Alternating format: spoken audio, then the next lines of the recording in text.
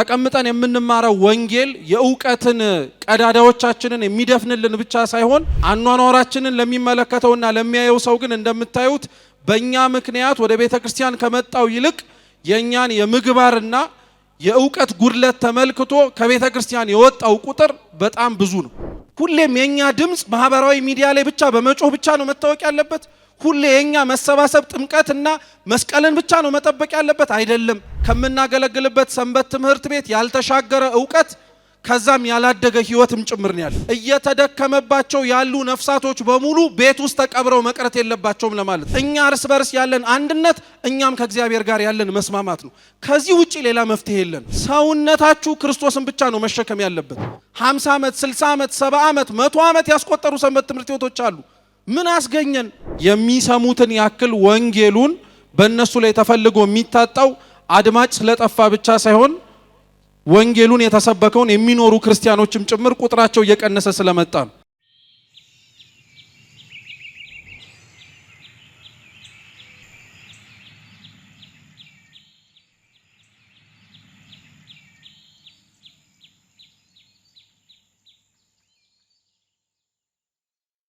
በስመ አብ ወወልድ ወመንፈስ ቅዱስ አሐዱ አምላክ አሜን። በዚያን ቀን ኢየሱስ ከቤት ወጥቶ በባህር አጠገብ ተቀመጠ። እርሱም በታንኳ ገብቶ እስኪቀመጥ ድረስ ብዙ ሰዎች ወደ እርሱ ተሰበሰቡ። ሕዝቡም ሁሉ በወደቡ ቆመው ነበር።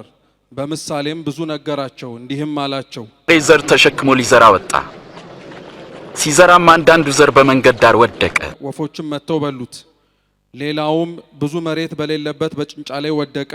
ጥልቅ መሬትም ስላልነበረው ወዲያው በቀለ። ፀሐይ በወጣ ጊዜ ግን ጠወለገ፣ ስርም ስላልነበረው ደረቀ። ሌላውም በእሾህ መካከል ወደቀ፣ እሾህም ወጣና አነቀው። ሌላውም ዘር በመልካም መሬት ላይ ወደቀ። በበቀለ ጊዜም እጅግ መልካም ሆነ። አንዳንዱም 100 እጥፍ አፈራ። ሌላውም 60 አንዱም 30 ፍሬ ሰጠ። የሚሰማ ጆሮ ያለው ይስማ ይላል። ስለ ቃሉ የአምላካችን የልዑል እግዚአብሔር ስም የተመሰገነ ይሁን። የሐዋርያው ቅዱስ ማቴዎስ ወንጌል ላይ ተጽፎ የምናገኘው ይህ የጌታችን የመድኃኒታችን ኢየሱስ ክርስቶስ ትምህርቱ ነው። ወንጌል ጌታችን ኢየሱስ ክርስቶስ በምድር በነበረበት ወቅት ላይ በቃሉ ያስተማረውን በእጆቹ የፈጸማቸውን ተአምራትና በመጨረሻም ደግሞ ለድህነተ ዓለም ሲል ራሱን ቤዛ አድርጎ የሰጠበትን የድህነት ስራውን ተጽፎ የምናገኝበት የቤተ ክርስቲያናችን መጽሐፍ ነው። ወንጌላት በጥቅሉ ዋነኛ ዓላማቸው ስለ ክርስቶስ መስበክ ነው። ስለ ክርስቶስ ወንጌል ግን ተጽፎ ከማንበባችን በፊት አስቀድሞ የተኖረ ነው። ልብ ብላችሁ አዳምጡኝ አደራ። ወንጌል የሚነበብ መጽሐፍ ከመሆኑ በፊት የተኖረ ህይወት ነው። እኛ ጋር ተጽፎ የምናነበው ጥቅስ ጠቅሰን እንዲህ ለማለት ተፈልጎ ነው ብለን የምናመሳክረው ወንጌል መጀመሪያ ጌታችን ኢየሱስ ክርስቶስ የኖረው ደቀ መዛሙርቱም ደግሞ ከእርሱ አይተውት የኖሩት ህይወት ነው። የተኖረ ህይወት ነው እንጂ የተጻፈልን ገና የሚኖር ህይወት ወይንም ደግሞ ገና የሚኖሩ ሰዎች ተፈልገው የሚጠቀስ ጥቅስ ብቻ አይደለም ወንጌል ላይ የተጻፈው። ወንጌል ለዛ ነው ቤተክርስቲያናችን እንደ መጽሐፍነቱ ታስተምረዋለች። የሚማረው ሰው ደግሞ ከመማር ባለፈ ደግሞ እንዲኖረውም ጭምር ይፈለጋል። ባለንበት ዘመን ወንጌል በሚሰበክበት ልክ ክርስቲያኖች መብዛት የተሳናቸው፣ ወንጌል በተዘጋጁባቸው መድረኮች ላይ ሰሚዎች የሚሰሙትን ያክል ወንጌሉን በእነሱ ላይ ተፈልጎ የሚታጣው አድማጭ ስለጠፋ ብቻ ሳይሆን ወንጌሉን የተሰበከውን የሚኖሩ ክርስቲያኖችም ጭምር ቁጥራቸው እየቀነሰ ስለመጣ ነው። ስለዚህ ክርስቶስ ያስተማራቸውን የዕብራውያንን ሕዝብ ቅዱስ ዮሐንስ አፈወርቅ ምን ይላቸዋል? እንደተማሩት እንደተሰበከላቸው ቢገኙ ኖሮ ቆሞ የሚያስተምራቸው ሰው ሳይሆን የሚፈለገው ሰባኪ ተፈልጎ ቆሞ የሚያስተምርላቸው ሰዎች ሳይሆን የሚቆመው እነርሱ ራሳቸው ለወንጌል ምስክር መሆን ይችሉ ነበር አለ። ዛሬ ቤተክርስቲያኒቷን ከምናገለግልበት የተለያዩ ዘርፎች ውስጥ የሰንበት ትምህርት ቤት ተማሪዎች የሆን ሁላችንም ተቀምጠን የምንማረው ወንጌል የእውቀትን ቀዳዳዎቻችንን የሚደፍንልን ብቻ ሳይሆን ቤተክርስቲያን እንድንኖረው የጠበቀችንንና የምትፈልገውንም ህይወት በመሬት ላይ ተመላልሰን የምናሳይ ሰዎች መሆን አለብን። አኗኗራችንን ለሚመለከተውና ለሚያየው ሰው ግን እንደምታዩት በእኛ ምክንያት ወደ ቤተክርስቲያን ከመጣው ይልቅ የኛን የምግባርና የእውቀት ጉድለት ተመልክቶ ከቤተክርስቲያን የወጣው ቁጥር በጣም ብዙ ነው። ለዛ ነው ቤተክርስቲያን ላይ የሚሰራ ማንኛውም ሰው ቤተክርስቲያንን ለማገልገልም ጭምር የሚፈልግ ሰው የነገ የትኩረት አቅጣጫዎቻቸው ልክ እንደ ትላንትናው ወደድንም ጠላንም ሰንበት ትምህርት ቤት ላይ ነው ወይም የትምህርት ተቋማት ላይ ነው መሆን ያለበት። የነገ የትኩረት አቅጣጫዎቻችን መሆን ያለባቸው ልብ ብላችሁ ስሙ፣ ትናንሽ አብያተ ክርስቲያናት ትላልቅ ትምህርት ቤቶችን መገንባት አለብን። ትናንሽ ትምህርት ቤቶችን ገንብተን ትላልቅ አብያተ ክርስቲያናትን በመስራታችን ዛሬ ብዙዎች ቅዱስ ቁርባን ሊገኙበት የሚገባው የቤተ መቅደሱ ቦታ የሚያስቀድሱ ምእመናን ብቻ የሚቆሙበት ከሆነ ሰንብቷል። እንደምናየው ነው የምንማረውም የምናስተምረውም የምንመረቀውም ለአገልግሎትም ጭምር ለመታየት በልብሰ ስብሐቶቻችን ከሰዎች ፊት የምንቆመው ልብ ብላችሁ አዳምጡኝ፣ የቀረ ወንጌል ኖሮ እኛ ለመስበክ ሳይሆን የተማርነውን ጭምር ለመኖር ለመታደል። ለዛ ነው ጌታችን ኢየሱስ ክርስቶስ ያስተምራቸው የነበሩትን ሕዝብ ይጠብቅባቸው የነበረው ፍሬ የእውቀት ብቻ ሳይሆን የሕይወት ነበር። አሁን ሳነብላችሁ እንደሰማችሁት ጌታችን ኢየሱስ ክርስቶስ ያስተምርበት ከነበረበት ቤት ወጥቶ ባህር ማዶ ላይ የሚያዩት ሰዎችና ሊናፍቁት የፈለጉ ሰዎች እንዳሉ አይቶ ከቤት ወጣ ይላል። ከቤት ወጣ ማለት የሚያስተምርበትን አድራሻ ለወጠ ለማለት አይደለም። ክርስቶስ ለማስተማር ቦታ የሚመርጥ መምህር አይደለም። ቤት ውስጥም ያስተምራል፣ ተራራ ላይ ያስተምራል። መማር የማይችሉ አሕዛብና አይሁድ በበዙበትም ቦታ ይናገራል። ይሄ ብቻ አይደለም፣ እየተሰቃየና መከራ እየተቀበለ ራሱ ክርስቶስ ያስተምር ነበር እና ቤት ውስጥ ነበረ ሲባል ያስተምርበት የነበረበትን አድራሻ ለመጥቀስ የምንጠቀመው አይደለም ይላሉ አባቶቻችን። ከቤት ወደ ውጪ ለሚያዩት ሰዎች ወጣ ማለት እየተደከመባቸው ያሉ ነፍሳቶች በሙሉ ቤት ውስጥ ተቀብረው መቅረት የለባቸውም ለማለት ነው። ብዙ ቤተ ክርስቲያን ውስጥ የምናገለግል የሰንበት ትምህርት ቤት ተማሪዎች ከምናገለግልበት ሰንበት ትምህርት ቤት ያልተሻገረ ዕውቀት ከዛም ያላደገ ሕይወትም ጭምር ነው ያለን። ይሄ ሁላችንም የምናውቀው ሀቅ ነው። ብዙዎቻችንም እንኳን ወጥተን ብንታይ ለማስተማር ለመዘመር ካልሆነ በቀር እኛ የተነበበውን ወንጌል ጥቅስ ማመሳከሪያ ሆኖ የሚጠቀስ ሕይወት የለንም። ክርስቶስ ከቤት ወደ ውጪ ወጣ ማለት የሚከተሉትም ሰዎች በቤት ውስጥ የተደከመባቸውን ድካም በገሃድ በአደባባይ ሌሎች ማየት እንዲችሉ መውጣት አለባቸው ማለት ነው። ጌታችን ኢየሱስ ክርስቶስ ታዲያ ወደ ባህር ሲወጣ ወይም ደግሞ ወደ ወደቡ ሲጠጋ ብዙ ሰዎች አብረውት ነበሩ። እነዛ ሁሉ ሰው የመጡበት ዓላማ የተለያየ ነው። አንዳንዶች ክርስቶስ ያለበት ቦታ ላይ ይገኙ የነበሩት ቃሉን ለመስማት ነው። ልክ ሰንበት ትምህርት ቤት ውስጥ የምንገኝ ሰዎች ለመማር ብለን የምንመጣ እንዳለን። ሌላው ክርስቶስን ይከተለው የነበረው ውበት ደምግባቱን ፈልጎ ነው። ልክ እንደዚህ ሁሉ ሰንበት ትምህርት ቤት ውስጥ የበዓላቱ ድምቀት የምናሳያቸው መንፈሳዊ የሆኑ ክዋኔዎች ስቦት የሚመጣ ሰው አለ።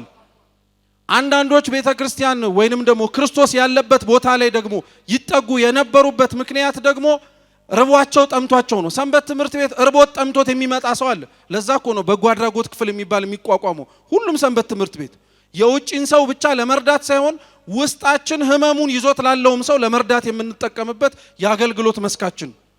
ሌሎች ተአምራት ብለው ይከተሉት ነበር። ዛሬም ሰንበት ትምህርት ቤት ውስጥ ለመማር የሚመጣ ሰው ብቻ አይደለም፣ እኛን ተመልክቶ ፍጹም ለመሆንና ክርስቲያን ለመሆን ፈልጎ ተአምር ምልክት ለማየት የሚመጣ ሰው አለ። ሌሎች ክርስቶስን ይከተሉት የነበረው ደግሞ ለወቀሳ፣ ለስድብ፣ መልካም ያልሆነ ነገር አግኝተው ለክስ ነው። ምናልባት አይታወቅ ይሆናል፣ እግዚአብሔር ነው የሚያውቀው። ግን እያንዳንዳችን ቤተክርስቲያን ሰንበት ትምህርት ቤት ውስጥ የተገኘ ነው ማን ያውቃል? ለክስ ለወቀሳ ቤተክርስቲያኒቷ የደረሰባት ሳያንስ ሌላ የከፋ ነገርም ለማድረስ የምንገኝ ሰዎች አንጠፋ። በጣም ነው የሚያሳዝነው። የተለያዩ ምክንያቶቹ ያን ያክል ያሳዝኑ። ለመብላት የመጣው፣ ለመማር የመጣው፣ ለተአምር ብሎ የመጣው፣ ቃሉን ለመስማት የመጣው ሰንበት ትምህርት ቤት እንኳን ተሰበሰበ ያስብላል። ለክስ የመጣው ግን ምን ይባላል? እንደው እስኪ ያስቡት። ቤተክርስቲያን ባላነሳት ችግር ባለንበት ውጥንቅጥ ውስጥ አሁንም ድረስ የሚጠበቅበትን ከማድረግ ይልቅ ሌሎች ሰዎች እንዲያደርጉለት የሚጠብቅ አገልጋይ በዚህ ጊዜ ላይ በጣም ከባድ። ክርስቶስ እነዚህን ሰዎች ነው ሰብስቦ ያስተምር የነበረው። ስለዚህ ባህሩ ላይ ወደቡ አካባቢ ላይ ወጣላቸው። ማስተማር ግን ሲጀምር ታንኳ ላይ ወጣና ከነሱ ፈቀቅ ማለት ጀመረ ይላል። ልብ ብላችሁ ስሙ። ክርስቶስ ይማሩ የነበሩትን ቃሉን ለመስማት የተሰበሰቡትን ሰዎች የሚሻል የነበረው ሊሰሙት የሚችሉበት ወደቡ ላይ ቆሞ ማስተማር የተሻለ ነበር። ምክንያቱም ከነሱ ታንኳ ላይ ተሳፍሮ እየራቀ ሲሄድ ድምፁ አይሰማቸውም። መቆራረጥ ሊመጣ ይችላል። አሁን እንደምንጠቀመው ማይክራፎን የድምፅ ማጉያ በዘመኑ አልነበረም። የተሻለው ነገር መስማት እንዲችሉ በቅርበት ነበር ማውራት የነበረበት። ክርስቶስ ግን ራቅ ብሎ ሊያወራቸው ፈለገ።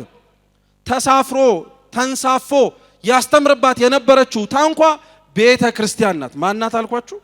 ቤተ ክርስቲያን ናት። ታንኳ እንደምታውቁት ከመርከብ ከጀልባ የሚያንስ በውሃ ላይ የመጓጓዣ መሳሪያ ነው። ታንኳ መሸከም የምትችለው አንድ ሰው ብቻ ነው። ክርስቶስ የነበረባት ታንኳ ቤተ ክርስቲያን ናት ስንል የቤተ ክርስቲያን ራሷ መሪዋ ከበላይ ሆኖም ደግሞ ጭምር የሚያዛት ስጋዊ አይን እንደሚመለከተው ሰው እንዳይመስላችሁ ብቸኛ ታንኳው ላይ የቆመው ክርስቶስ እንደሆነ ሁሉ የቤተ ክርስቲያኒቷ አዛዥ ቅዱስ የሆነው አምላካችን ልዑል እግዚአብሔር ነው የሚለውን እንድናውቅ። ዛሬ ቤተ ክርስቲያኒቷን ግን እኛው ራሳችን ታዛዥ ሆነን ማገልገል የሚጠበቅብን ሰዎች፣ እኛው ራሳችን በህይወታችን መስክረን ወንጌልን ማስፋፋት የሚጠበቅብን ሰዎች ሚናችንን ኃላፊነታችንን ሳናውቅ ወደ ላይ እንውጣ እያልን የምናስቸግረው እኛውን። ይሄን ግልጽ ማወቅ አለብን። ሁላችንም የሰንበት ተማሪዎች ስለሆንን ሚናችንን በደንብ ጠንቅቀን ማወቅ አለብን። ሰንበት ትምህርት ቤት ተተክላ እስካሁን ድረስ የደረሰችበት ዓላማ አላት። የመጀመሪያው ልብ ብላችሁ ስሙ። ከገጠር ወደ ከተማ እየመጣው ያለውን የተማሪ የአብነት ትምህርት ቤትን ፍልሰት መፍትሄ ለመስጠት ነው ሰንበት ትምህርት ቤት የተተከለው። ሁለተኛው ሰንበት ትምህርት ቤት የተተከለበት ዋነኛው ዓላማ የሚኖሩ ክርስቲያኖችን ለመውለድ ነው። ሌላ ዓላማ አለን። ማስተማሩ፣ መዘመሩ፣ ሌላው ዘርፈ ብዙ አገልግሎቶቻችን በሙሉ የሚኖሩ ክርስቲያኖችን ለማውጣትና እኛም የምንኖረው ሰዎችን ለማስገኘት ነው። ሌላ ምንም ዓላማ ኖሮን አይደለም። በተለያየ ዘርፍ ውስጥ የምናገለግልም ሰዎች ይሄንን ከልቡናችን መጻፍ አለብን። ስለዛ ነው ክርስቶስ ይመራት የነበረችው ተሳፍሮም ደግሞ ቀዝፋት የነበረችው ታንኳ ቤተ ክርስቲያን ናት። መሪዋ እርሱ ነው። ሁለተኛው ክርስቶስ ተሳፍሮባት ይንሳፈፍባት የነበረችው ታንኳ ደግሞ የእያንዳንዳችን ሰውነት ምሳሌ ናት። ታንኳው መሸከም የምትችለው አንድ ሰው እንደሆነ ሁሉ ሰውነታችን ወደድንም ጠላንም መሸከም የሚችለው እግዚአብሔርን ብቻ ነው። ለሱ ቤተ መቅደስነት የተዘጋጀ ቦታ ስለሆነ ነው። የኛ ቤተ ክርስቲያኒቷን ለማገልገል የተጠራን ሰንበት ተማሪዎች ግን ሰውነታችን ምን ያልተሸከመው እኛም ያላሸከምነው ነገር አለ። እግዚአብሔርም አለበት፣ ኃጢአቱም አለበት፣ ሰይጣኑም አለበት፣ ክፋቱም አለበት።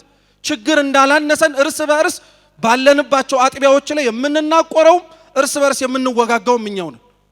መሸከም የሚገባን አንዱ ክርስቶስ ነው። የቤተ ክርስቲያን ሰፊው አገልግሎቷ ለምን እንደተስማማላት ታውቃላችሁ? አንዲት ስለሆነች ነው። አቆጥቁጦ አብርቶ የተሰራው ቤተ መቅደስ ውስጥም ገብታችሁ የምትቀበሉት የክርስቶስን ስጋና ደም ነው። አዲስ ተተከለች ተብላ የምትጠራው ቤተ መቅደስ ውስጥም ብንገባ የምንቀበለው የክርስቶስን ስጋና ደም ነው። በቤተ ክርስቲያን በትልቋ ያለው የአገልግሎት አንድነት እኛም ጋር ሊኖር ያስፈልጋል። የምንዘምረው ዝማሬ አንድ ነው። መማር ያለብንም ትምህርት ተመሳሳይ ነው። ማገልገል ያለብንም መልክ ወጥነት ሊኖረው ያስፈልጋል። ይሄን የምላችሁ ክርስቲያኖች ትላንትና ተበታትነን ያመጣነው ለውጥ ስለሌለ ነው። ትላንትና በየፊናችን የራሳችንን ሰንበት ትምህርት ቤት ነው እንጂ በሙሉ ያለችውን ዓለም አቀፋዊት የሆነችውን ተቋም ለማስጠራት ስላልደከምን ነው። ይሄ ግልጽ ነው። እስከ መቼ ደግሞ እንደዛ ሆነን እንቀጥላለን? ሁሌም የኛ ድምጽ ማህበራዊ ሚዲያ ላይ ብቻ በመጮህ ብቻ ነው መታወቅ ያለበት? ሁሌ የኛ መሰባሰብ ጥምቀትና መስቀልን ብቻ ነው መጠበቅ ያለበት? አይደለም። እንደነዚህ አይነት መሰል ጉባኤያቶች ለማስመረቅ ለመመረቅ ብቻ የሚዘጋጁ አይደሉም። እርስ በርስ ያለንንም አንድነት ለማጠንከር የሚዘጋጁ ናቸው። በዚህ ጊዜ ላይ ክርስቲያኖች ሊያወጣን የሚችለው ሊታደገን የሚችለው እኛ እርስ በርስ ያለን አንድነት፣ እኛም ከእግዚአብሔር ጋር ያለን መስማማት ነው። ከዚህ ውጪ ሌላ መፍትሄ የለን። ከዚህ ውጪ ሌላ ሊታደገን የሚችልም ነገር የለን። እኛ ግን ስናየው ስንመለከተው እንደዛ አይደለም። ስለዚህ ለዛክ ነው ክርስቶስ የቆመባት ታንኳ አንድ ነገር ነው የቻለችው። ሰውነታችሁ ክርስቶስን ብቻ ነው መሸከም ያለበት። ሰውነታችሁ ለእግዚአብሔር ብቻ ነው መታዘዝ ያለበት። ለስጋዊ ፈቃዳችን ለራሳችን መታየትና አምሮታችን ይሄ ሁሉ በኋላ ይደርሳል። ለእግዚአብሔር ብላችሁ የምትከፍሉለትና የምትሰጡት ዋጋ አገልጋዮች ጠንቅቃችሁ ማወቅ አለባችሁ። ሁላችን ነገ ላይ ብድራቱን እግዚአብሔር እጥፍ አድርጎ ነው የሚሰጠን። ዛሬ ለቤተ ክርስቲያን ብንደክምላት፣ ዛሬ ለሰንበት ትምህርት ቤቶቻችን ብንደክም እግዚአብሔር አምላክ በብዙ እጥፍ ነው አድርጎ የሚሰጠን። ለዛ ነው ክርስቶስ እየተንሳፈፈ ህዝቡን ማስተማር ጀመረ። የምታውቁት ታሪክ ነው። ራሱን እንደ ገበሬ ዘርን ሊዘራ ወጣ አለ። ዘሩ ቃለ እግዚአብሔር ነው፣ እናውቀዋለን። የማይመቹ መሬቶችም ላይ ተዘርቷል፣ ፍሬ የሚያፈራ መሬትም ላይ ተዘርቷል። የትኛውም ገበሬ እግዚአብሔር ስለሆነ ነው እንጂ ይህን ያደረገው የትኛውም ገበሬ ደክሞ ከማሳው ከጎተራው ያስገባውን ዘር ፍሬ የማይሰጠው ቦታ ላይ አይደክምበትም። ልብ ብላችሁ ስሙኝ ባካችሁ። እግዚአብሔር ፍሬ እንደማያመጣና ልቡናችን እንደ አለቱ የጸና መከራ ሲመጣበት ወደ ኋላ እንደሚሸሽ በተለያየ ጥቅም ታስሮ እንደሚቀር እያወቀ ለምንድን ነው ዘሩን የሚዘራብን? ባካችሁ እውነቴን እንምላችሁ ክርስቲያኖች የልቡናችንን መደንደን እንደሚያሳዝነን በመከራ ወደ ኋላ እንደምንሸሽ እንደምናውቀው ጥቅም ወደ ኋላ እያሰረ እንደሚያስቀረን እንደምናየው ገበሬው ሳያቋርጥ ክርስቶስ ግን የኛ ሰውነት ላይ መድከሙ ሊያሳዝነን ያስፈልጋል። እግዚአብሔር ከእያንዳንዳችን እኮ ተሰብስበን በመጣንበት በእያንዳንዱ ሰንበት ትምህርት ቤት ለዓመታት እኮ ደክሞብናል። 50 ዓመት 60 ዓመት 70 ዓመት 100 ዓመት ያስቆጠሩ ሰንበት ትምህርት ቤቶች አሉ። ምን አስገኘን? ምን ለቤተ ክርስቲያን ያመጣነው ነገር አለ? እውነቴን እምላችሁ ይሄ የመጀመሪያው የማስመረቅ የመመረቅ ጉባኤያችን መጀመሪያ ነው። ነገ ይሄንን በሚሊኒየም አዳራሽ ተሰብስበን ያዘጋጀነውን የማስመረቅ የመመረቅ ጉባኤ ቤተ መቅደስ ውስጥ እየቆረብን መድገም አለብን። ሰዎች ሰንበት ትምህርት ቤትን ከዝማሬና ከትምህርት ውጪ መለየትና ማየት አለባቸው። ያ የኛ የቤት ስራ ነው። በዋሉበት እየዋልን በተገኙበት እየተገኘን ሰው በፈሰሰበት እየፈሰስን መኖር አንችልም። አገልግሎት ዋጋ ያስከፍለናል። ይሄን ጠንቅቀን እንወቀው። በየዘመናችን የተለያየ ዋጋ የምንከፍልለት ነገር አለ። አሁን ደግሞ ይበልጥ እየባሰን የመጣብን ይበልጥ ፊት ለፊታችን እያገጠጠን የመጣው ሰንበት ትምህርት ቤቶቻችን እንዳስቆጠሩት እድሜ ራሳችንን መልሰን መፈተሽ አለብን። ምን ያፈራነው ፍሬ አለ? ህንፃዎቻችን፣ የመማሪያ ትምህርት ማስተማሪያዎቻችን ሁሉም ጥሩ ነገሮች ናቸው። ግን ሰው ካልፈራበት ምን ዋጋ አለው? ግን የሚታይ ቅድስና ያላቸው ሰዎች ካልተገኙ ሰንበት ትምህርት ቤታችን ውስጥ ምን ሌላ ዋጋ የምናተርፍበት ነገር አለ? በትንሽ ነገር መጽናናቱ ይበቃናል። ቢያንስ አስተምረናል፣ ቢያንስ ዘምረናል፣ ቢያንስ እንዲያርገናል አንበል። ነገ የተሻለና ከፍ ያለውን ነገር እግዚአብሔር ከኛ ይጠብቃል። ለዛ ነው ዘር የሚዘራብን። ለዛ ነው እንደ አለት የጸና ልባችን እንደሆነ እያወቀ በመከራ የምንሳቀቅ ሰዎች መሆናችንን እየተመለከተ ጥቅም እንደሚያስረን እያወቀ እግዚአብሔር ይዘራል። ጠርጡለስ የሚባል አንድ ሊቅ ግን ክርስቶስ እየዞረ ይዘራው የነበረውን ዘር የገበሬው ዘር ተብሎ የተጠራው ቃለ እግዚአብሔር ብቻ አይደለም ይላል። ክርስቶስ እየወጣ ይዘራው የነበረው ዘር የሰማዕታትም ደምም ነው ብሎ ይናገር። ምን ማለት መሰላችሁ? ክርስቶስ መጀመሪያ በደረቅ መሬት ላይ የዘራቸው ዘሮች ማለት በማያምኑ ሰዎች መካከል የሚዘሩ ክርስቲያኖች አሉ። ምን ሊያደርጉ? ፍሬ ላያፈሩ እኮ ነው። በየትኛውም መንገድ ከደረቅ መሬት ላይ የተዘራ ዘር ላይ 30 60 100 ፍሬ አንጠብቅም። የማያምኑ ልባቸው ደረቅ የሆኑ ሰዎች ላይ እግዚአብሔር ሰማዕታትን ቅዱሳንን የሚዘራቸው ልብ ብላችሁ ስሙ። እነሱ የተዘሩበትን እንዳይመስሉ መስለውም ደሞም ጭምር እንደማይገኙ ጽናታቸውን እንድናይ ነው። ዛሬ በተዘራንባትና አልጫ ሆና ሳለች ጨው ሆነን እንዳናጣፍጣት የተዘራንበትን ዓለም የመሰል ነው እኛው ራሳችን ሰንበት ተማሪዎችን። እውነቴን እኮ ነው የምላችሁ። እስኪ ራሳችሁንም ሁላችንንም እንጠይቀው። ካደረግነው ነጠላ አንገታችን ላይ ካሰርነው ማህተብ በምንዘምርባቸው ጊዜያት ላይ ከምናረገው ልብሰ ስብሐት ውጪ እኛን አይቶ ክርስቲያን መሆናችንን የሚያቅሰው አለ? እኛን ተመልክቶን ክርስቶስን አየሁት የሚለን ሰው አለ? እንደውቺ ቤተ ክርስቲያን እድሜ ይስጣት። እውነት ነጠላ ሰጥታ ማህተብ ሰጥታን ነው እንጂ ራቆታችንን ብንሆን በኑሯችን አንታወቅ። እግዚአብሔር የማይመስሉን ሰዎች ጋር የሚያሰቃዩን ሰዎች ጋር ብዙ ፈተና ያለበት ቦታ ላይ ዘሩን የሚዘራው ጽናታችንን ለማየት ነው። ጽኑዓን መሆን አለብን። ጭንጫ መሬት ላይ መከራ ሲመጣ ያለበት ቦታ ላይ ለምን ቅዱሳን ይዘራሉ? ለምን ሰማዕታት እንዲኖሩ ይፈለጋል? ሩቅ አይደለም። ሁላችሁም በየማህበራዊ ሚዲያው በሀገራችን ላይ እየተጎዱ ያሉትን ክርስቲያኖች ድምጽ እየሆናችሁ ነው። ጥሩ ነው፣ መሆንም አለብንም ጭምር። ነገር ግን ቅሉ ምን መሰላችሁ? እነሱ የመጣባቸው መከራ ማህተባቸውን አላስበጠሳቸውም። እኛ እንኳን ያ መከራ መጥቶብን እርስ በርስ እኮ ሰንበት ትምህርት ቤት ውስጥ ፊቱን አጠቆረብኝ ብለን እኮ ነው ከርተናት የምንወጣው ያስተማረችንን ቤት። እውነት ወይስ ውሸት ነው? እውነት ነው።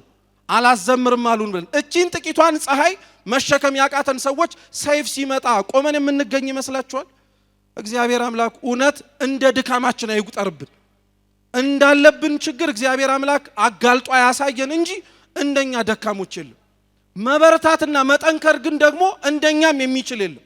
ምክንያቱም ህብረታችን አንድነታችን እርስ በርስ ተሸፋፍነን እንድናድግ ሊያደርገን ስለሚችል ይሄንን ነው ክርስቲያኖች በእያንዳንዱ ሰንበት ትምህርት ቤት እየተካሄደ የሚሰራበት የሚደከምበት ይሄን መከራ የበዛበት ሰዎች መከራ ያሉባቸው ቦታዎች ላይ የሚዘሩ ሰዎች አሉ። አዎ እነዛ ሰዎች ክብራቸውን እንዲቋደሱ ነው። በሰውኛው መቼም ባዮሎጂ ተምራችኋል። ለእጽዋት እድገት ፀሐይ እንደሚያስፈልጉላችሁም ታውቃላችሁ።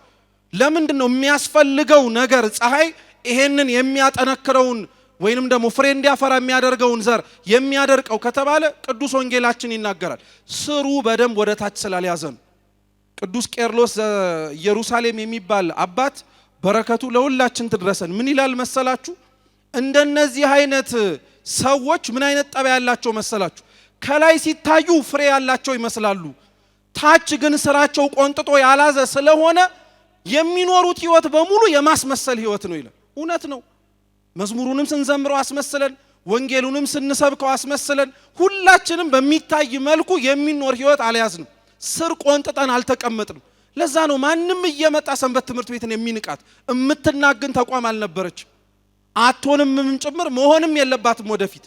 እኛንን ራሳችንን ሰንበት ትምህርት ቤታችንን ማስከበር ያለብን፣ እኛንን ጠንክረን መስራት ያለብን ክርስቲያኖች። ይሄ አነቃቂ ንግግር እንዳይመስላችሁ። የነገ ዕጣ ፋንታ የነገ የቤተ ክርስቲያኒቷ ህልውና እኛ እጅ ላይ ስላለን ቤተ ክርስቲያኑ ሰብስቦ ያስገባን እግዚአብሔር እንድናመሰግነው ብቻ አይደለም፣ ትውልድ ሌላኛው መጥቶ እስኪረከብ ድረስ ቤተ ክርስቲያን በእኔና በእናንተ እጅ ላይ ናት። ወደድንም ጠላንም በቃ እንደፈለካት ማድረግ ትችላለህ።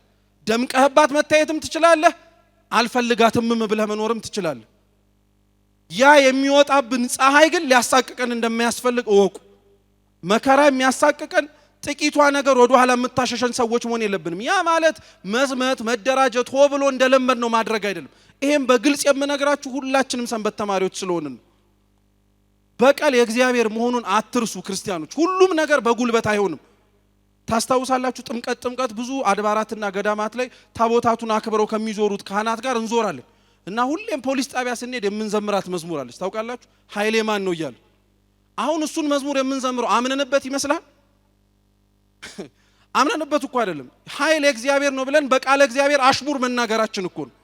እስከ መቼ ቃለ እግዚአብሔር መዘባበቻ፣ ቃለ እግዚአብሔር ለሌላው ሰው መጠቃቂያ መሆን ነበረበት? አልነበረበትም። የሚኖር ነበር፣ የሚታይ ነበር፣ የሚሰበክ ነበር፣ ቆመን የምናስተምረው እውነት ነበር። ይሄ ሲታጣብን በሚህይወት በሚሰጠው በቃለ እግዚአብሔር እኛ እየሞትንበት ተገኘን። መጠንቀቅ አለብን ክርስቲያኖች። እውነቴን ነው የምላችሁ። ለነገ ብለን የምናስተርፈው የጽድቅ ስራ መኖር የለበትም። እምንችላት እግዚአብሔርም የሰጠን የዛሬዋን ቀን ነው። በዚህች ቀን ላይ በምንችለው ለቤተ ክርስቲያን ለሰንበት ትምህርት ቤታችን የአቅማችንን መስጠት አለብን፣ ግዴታችንም ጭምር ነው። ተመሳሳይ ነው።